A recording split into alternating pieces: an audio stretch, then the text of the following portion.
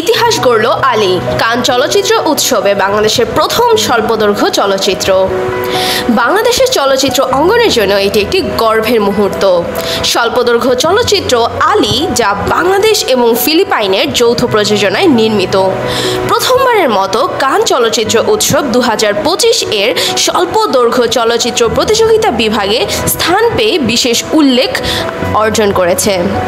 চলচ্চিত্রটি পরিচালনা করেছে বাংলাদেশি নির্মাতা আদনান আল রাজীব, যিনি এর মাধ্যমে আন্তর্জাতিক চলচ্চিত্র মঞ্চে নতুন মাত্রা যোগ করেছেন।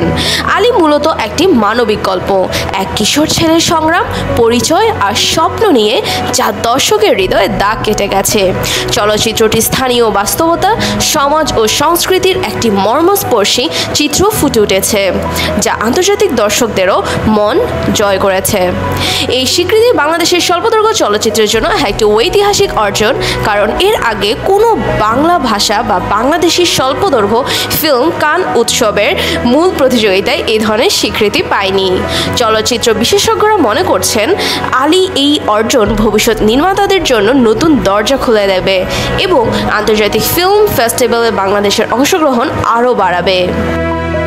আপনারা ছিলেন এতক্ষণ গ্লোবাল বাংলার সাথে। ধন্যবাদ সকলকে।